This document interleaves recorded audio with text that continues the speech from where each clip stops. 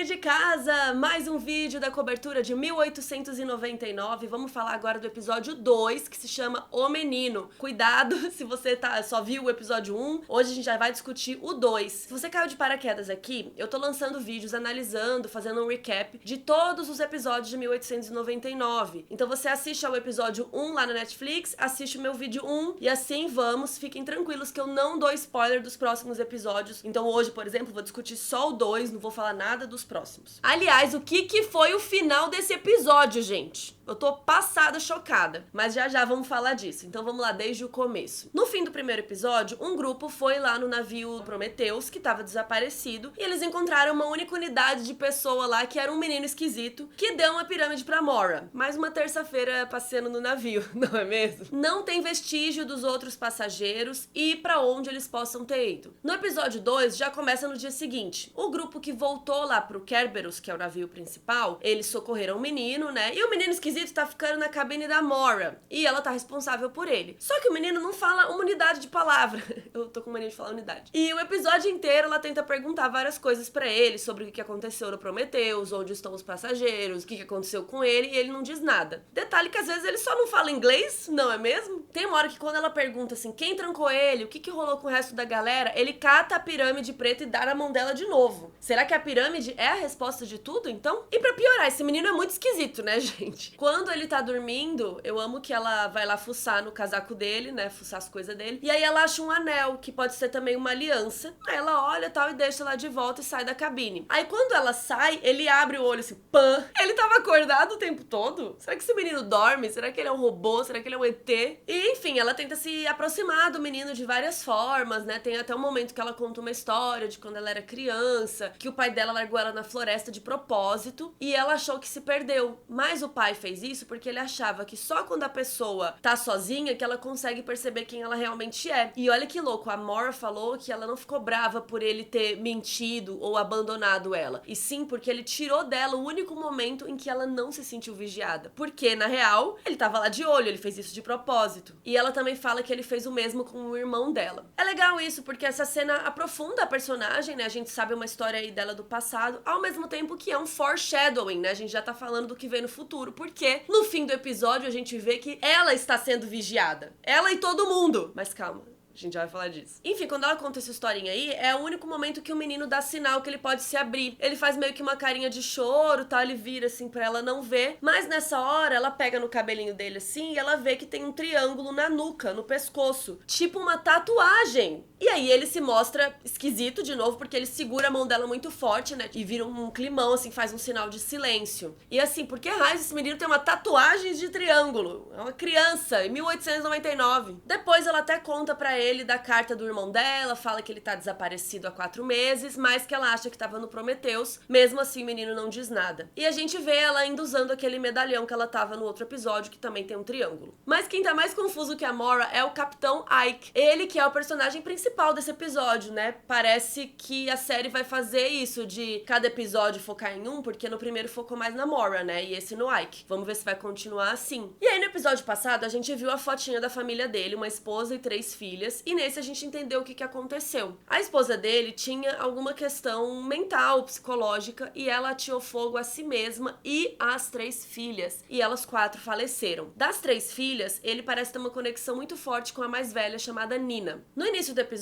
ele sonha que tá acordando numa floresta à noite e vai em direção a uma casa, que deve ser a casa dele, e ele vê a Nina pela janela. E depois ele vê ela e a esposa pegando fogo. Nessa hora toca uma musiquinha de fundo, e depois que ele acorda, fica ouvindo essa musiquinha, né, em vários momentos. Depois, mais pra frente, a Nina tá cantando essa música, que é uma música alemã folk. E aí ele fica ouvindo essa música e vê a Nina andando pelo navio, e aí ele entra numa cabine de número 2103, e ele acaba entrando numa lembrança dele. Só que é louco porque ele consegue interagir com a família na lembrança. Então a gente descobre que essa esposa dele tinha uma alguma mágoa, alguma tristeza, porque ele sempre tava longe sendo capitão de navio, né? Então ele sempre tava atrasado, ele nunca tava lá. E a Nina fala pra ele que os sonhos da mãe voltaram e que ela odeia quando ele vai embora, né? Que a mãe odeia, porque as sombras surgem de novo. Isso pode ser uma interpretação metafórica, né? Que ela tá doente e que quando ele tá longe é mais difícil de aguentar tudo. Ou pode ser algo meio sobrenatural também, porque, né? Não descarto nada nessa série. Aí a Nina começa a pegar fogo e o Ike cai de volta na realidade numa parte interna esquisita lá escura do navio. E aí ele vê o bendito do besouro verde, sobe uma escada até uma saída debaixo da cama da própria cabine dele. E a tábua que cobre essa portinha tem o quê? Um triângulo. E sabe o que eu fiquei pensando? Será que essas cicatrizes no rosto dele tem a ver com esse dia que rolou as coisas com a família dele? Será que ele tentou salvar, aconteceu alguma coisa e acabou se arranhando? A companhia, a empresa lá dos navios, manda afundar o Prometheus. A gente vê o Ike ficando cada vez mais paranoico com o passar do episódio. E ele vai na cabine do Amora. Ele agride o menino perguntando o que aconteceu no navio e tal. E por que ele tá doidão, né? Porque no episódio passado ele achou uma fitinha bordada no Prometheus. E nesse episódio, quando ele sonha com a Nina, a gente vê que a Nina usa a fitinha bordada. E aí ele acorda assustado, a mão dele tá segurando bem forte a fitinha. E vocês lembram que eu tava achando que a família dele tava no Prometheus, no episódio passado? Mas pelo visto elas morreram em outra ocasião, então não faz sentido elas estarem no Prometheus. Mas como que ele achou a fitinha bordada dentro do Prometheus? Será que a Nina não tinha morrido? E ela tava no Prometheus? Ou será que aconteceu alguma coisa esquisita? O Ike tinha perguntado pra Maura se algo estranho tinha acontecido com ela quando eles estavam no Prometheus. E depois ele mostra a carta que ele recebeu pra ela. E ele conta que veio com uma foto da família dele e uma matéria sobre o desaparecimento do Prometheus. Ela não fala nada, né? Que ela também tem cartinha. Amei, safada. E aí ele lê, ele olha ali de novo e tá escrito: o que foi perdido será encontrado. Então será que ele tá pensando, eu perdi minha família, então será que eu vou reencontrá-la? É por isso que ele tá doidão, ele quer a todo custo entender qual é a relação entre as duas coisas, né? E ele perdeu a família, é uma coisa super pesada, né? E inclusive quando a companhia, a empresa lá manda ordens de afundar o Prometheus, ele se recusa porque ele quer descobrir. E aí eles tentam responder à companhia, mas ninguém fala nada de volta. E pra ficar mais legal ainda, as bússolas do navio estão girando mais que o peão da casa própria do Silvio Santos.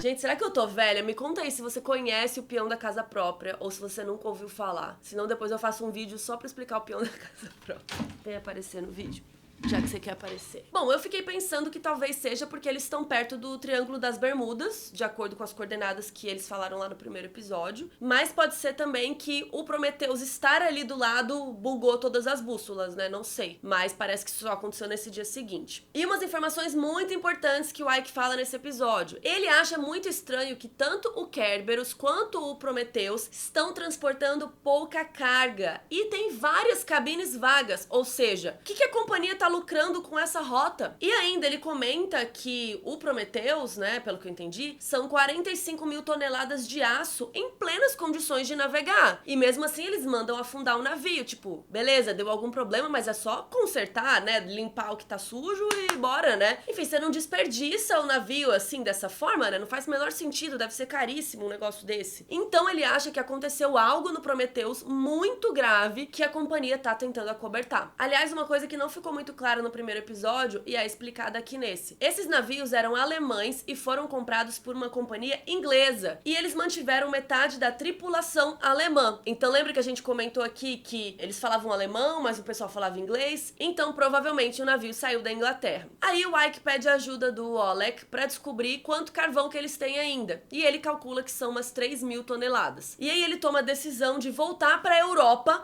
rebocando o Prometheus, porque ele quer descobrir o que aconteceu com a porcaria do navio e ele não tem carvão suficiente pra, rebocando, né, chegar na América. E ele fala que eles percorreram menos do que falta ainda pra chegar em Nova York. Então eu fiquei muito confusa com isso, era isso que eu queria chegar, porque no primeiro episódio aparecem as coordenadas do Prometheus e pelo que eu olhei no Google Earth, posso estar viajando, gente, isso é totalmente eu falando, tá? Eu achei que eles estavam bem perto do Triângulo das Bermudas, então já estaria bem mais perto dos Estados Unidos do que da Europa, não tá ali no mar, no meio. Então assim, será que ele mentiu? Ou será que eu não sei usar o Google Earth? Coloquem aí nos comentários. E percebam que quando ele fala que vai voltar, todo mundo entra em pânico. Até a Maura fala que não pode voltar. Então tá todo mundo ali, né, escondendo um segredinho. E nessa hora ele conta que tem 1.612 pessoas no navio Kerberos, contando os passageiros mais a tripulação. Eu acho que ele não tá contando o Daniel, que é um cara que subiu no navio depois, o Jerome, né, o Jerome, que também apareceu ali misteriosamente, e o menino esquisito. Então seriam 1.612 mais esses três, eu acho. Aliás, o Oleg tava ali nas fornadas antes trabalhando e os colegas estavam curiosos, né, perguntando pra ele sobre o Prometheus e tal, e pensando, o que pode matar mais de 1.000 pessoas? E um deles fala, o que mata outras pessoas? Outras pessoas. E aí o outro cara bem louco falou, não, e lobos? E aí ele podia ter um canal no YouTube, porque ele criou uma teoria que poderia ser um lobo gigante. E depois ele fala, o menino pode ser o lobo. Então é uma coisa interessante, será que o menino que causou a morte de todo mundo? Ou ainda, nesse episódio, o cara que invadiu o navio, que se chama Daniel, a gente já vai falar mais dele, ele mata a Ada nesse episódio. Então será que ele poderia ser o lobo gigante? Eu achei bem interessante esse diálogo aí. E olha que doido que a gente tava pensando aqui. Tem uma frase muito famosa que é, o homem é o lobo do homem. Essa frase foi escrita pelo Thomas Hobbes no seu livro Leviatã. E essa frase, metaforicamente falando, significa que o homem é um animal que ameaça a sua própria espécie. Então tem tudo a ver com esse diálogo deles sobre, né, o que mata homens? Outros homens. E como se não bastasse, Leviatã, que é o nome do livro, Leviatã é um peixe feroz que fica dentro do oceano, lá no Antigo Testamento. E esse monstro é muito comum no imaginário de grandes navegantes, né? Se falava muito sobre esse monstro de enormes proporções dentro do mar, que viria atacar os navios e tal. Então acho que também tem um pouco a ver com a série, né? Que tá vindo essa coisa aí do mar. Será que o Prometheus é o Leviatã? Ou será que tem alguma coisa maior aí? E nesse episódio a gente descobriu um pouco mais dos espanhóis. Eu falei que aquele homem não era padre. Lembra que eu falei, gente, esse cara, tô achando que esse cara não é padre. Bom, o Ramiro não é padre, como também não é nem espanhol, muito menos irmão do Angel. Ele é um criado português, provavelmente trabalhava para a família do Angel, porque ele menciona a mãe dele. E além disso, parece que eles são amantes, na verdade, porque o jeito que eles interagem passa essa sensação de uma bagagem passada aí, né? O Ramiro fala, sua mãe tava certa sobre você. O Angel fala, você sabia como eu era. Então assim, não parece que é a primeira vez, sabe? Parece que eles têm alguma coisa ali passada. Aliás, as costas do Angel tá toda machucada. Por que raios essas costas estão assim? E aí, né, qual será esse segredo que eles estão fugindo, que eles estão carregando? Será que a família descobriu que eles eram LGBT e eles não aceitaram? Ou tem algo a mais? Porque o Ramiro tem uma hora que ele fala que tá preocupado da polícia aparecer por causa dos desaparecidos do Prometheus. E além disso, o Ramiro fica com ciúmes do Angel, porque ele flertou com o Craster, que é um dos dinamarqueses que fica naquela parte mais pobre do navio. Lembram que no episódio passado o Craster pediu um cigarro pro Angel, aí ficou aquele climão e tal? Pois bem, nesse episódio, o Angel desce lá e dá um guardador de cigarros pro Craster, com vários cigarros dentro. E de novo rola uns olhares e assim, ele bota o negócio dentro do bolso do Craster. O Brasil tá vendo. A irmã do Craster, a Tove, que é aquela moça que tá grávida, ela vê isso, ela fica indignada, que, pô, quem é esse cara, né? O que vocês estão fazendo? E ela fala pro irmão, você me fez uma promessa. Então talvez ela saiba que ele curte caras, e ela pediu pra ele não fazer mais isso, até porque nesse episódio a gente descobriu que essa família é bem religiosa. Parece que até o motivo que eles estão indo pra América é que os pais querem construir uma igreja. Tem um trecho do episódio que eles estão rezando juntos e tal. A menina caçula, a Ada, inclusive quer convencê-los a deixá-la estudar, a voltar a estudar, porque ela quer ser médica e aí precisa estudar pra isso, né? Então eles devem ser bem fervorosos a ponto de tirar a filha da escola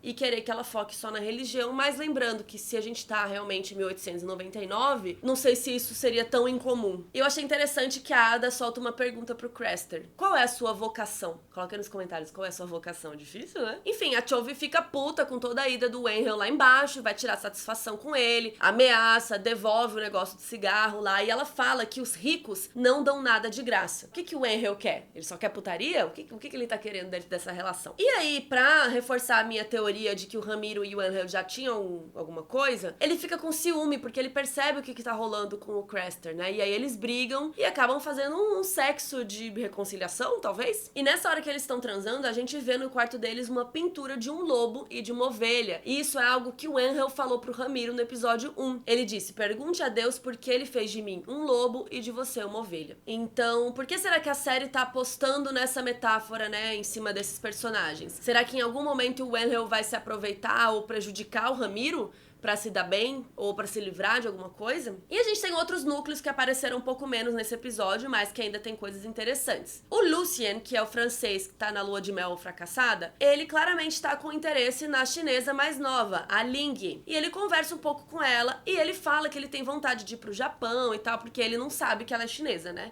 Ele acha que ela é japonesa. E aí, quando ele fala isso, ele parece meio triste. Será que essa doença dele, essas tremedeiras, esse remédio que ele toma, será que ele tá muito doente? Será que ele pensa que ele nunca vai poder chegar aí pro Japão, né? Então eu tô achando que ele tá muito doente. E aí, quando ela sai, aparece a senhora Wilson. E ela tá de olho em todo mundo, né? Ela tá a fofoqueira. Aí, nesse episódio, a gente descobriu que ela também fala francês. E ela diz pro Lucien que percebeu que a lua de mel dele não tá super legal e tal. E ela dá a entender que ele poderia ter uma distração com a Ling Yi. E detalhe que primeiro parece que ela que tá se oferecendo pra ele, mas ele fala que não está tão desesperado. Com a necessidade dessa grosseria, eu acho que ficou bem parecendo que a senhora Wilson é uma cafetina. Será que ela tá fazendo um tipo de tráfico sexual? Porque ela tá trazendo as pessoas, né, levando pra New York, esqueci, Nova York. Então, será que ela manipulou as chinesas com uma oportunidade de uma vida melhor, né, lá nos Estados Unidos, em troca da Ling Yi ser prostituída? E aí, seguindo com os franceses, a gente vê o Jerome entrando na cabine deles e ele tem um papel com o nome do Lucien e o número da cabine dele. Será que ele tá seguindo ordens de alguém? Por que ele tá com esse papel? Ele entra lá e tira do próprio bolso o que parece ser uma medalha. Parece aquelas medalhas de honra de guerra, assim. Ela tem um formato de estrela e uma fita vermelha. E ele deixa em cima da mesa do quarto deles. Aí a Clemence tá entrando no quarto, ele se esconde embaixo da cama. Ela vê a medalha em cima da mesa e ela põe a medalha na gaveta e sai da cabine. Então, assim, não parece que é uma surpresa pra ela, aquela medalha tá ali. Que ela guardou de boa, então,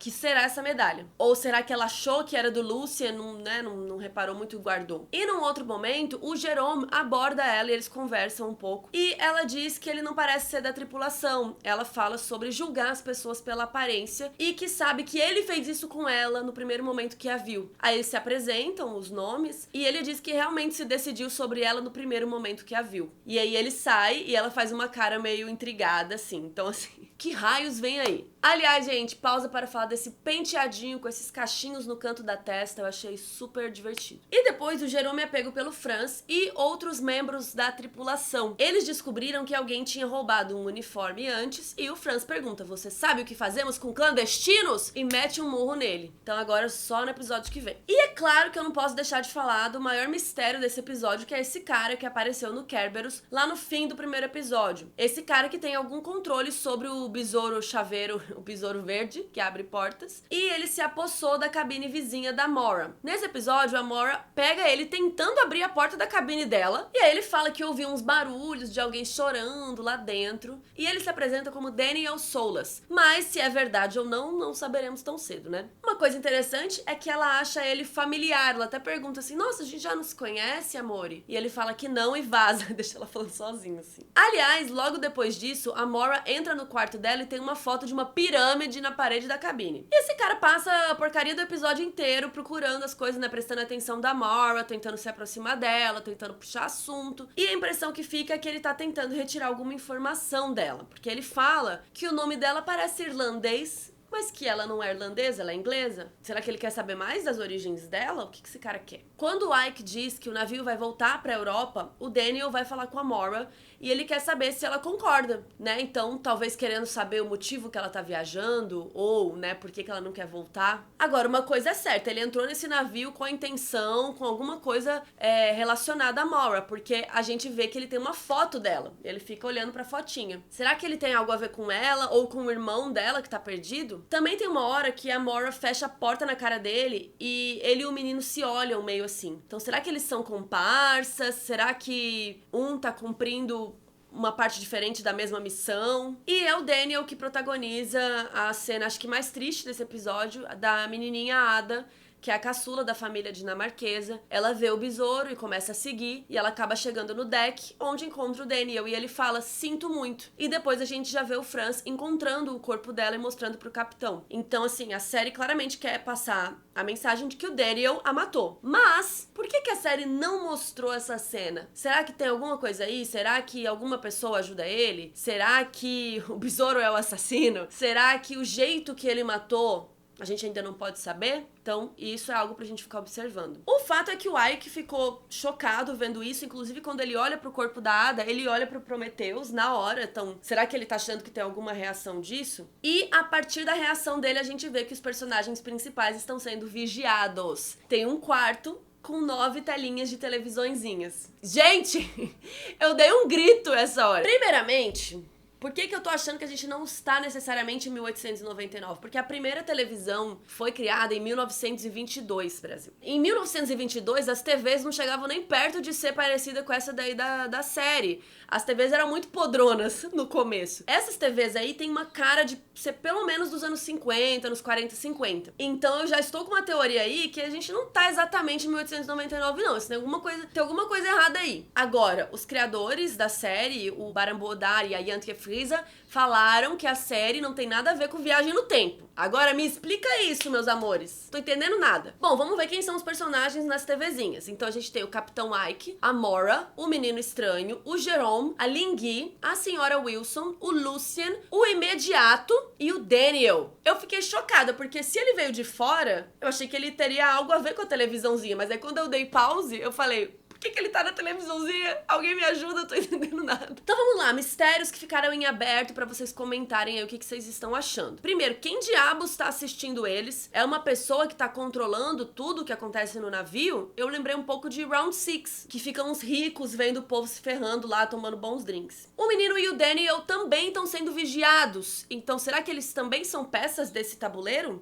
Um tabuleiro de uma terceira pessoa. E também tem o Imediato, que desses personagens é o que teve pouco destaque, mas por algum motivo ele tá lá na telinha. Será que ele vai aparecer mais ainda? E a gente viu que ele e o Franz estavam considerando a ideia de um motim contra o Capitão Ike, inclusive comentando que eles deveriam ter tirado ele do posto de capitão quando rolou aquela desgraça lá na família dele, né, da esposa e das filhas, que ele não ficou legal e tal. E depois a gente vê o Imediato perto de uma máquina que parece que tá imprimindo uns triângulos. Outra coisa, o que raios o Jerome tava fazendo colocando a medalha no quarto dos franceses? Como que o Daniel tem controle sobre esse besouro chaveiro? Será que é só um besouro? Será que é algo sobrenatural? O Daniel realmente veio do Prometheus? Ou ele veio da onde? Quem trancou o menino? Quem mandou o sinal das coordenadas? Foi o Daniel? Enfim, muitas perguntas. Vamos continuar com a nossa cobertura. Vão lá assistir ao episódio 3 e volta aqui que já tem vídeo. E me falem o que vocês acharam desse episódio, porque eu fiquei passada com a Ada e com as TVs. Então é isso, um beijo,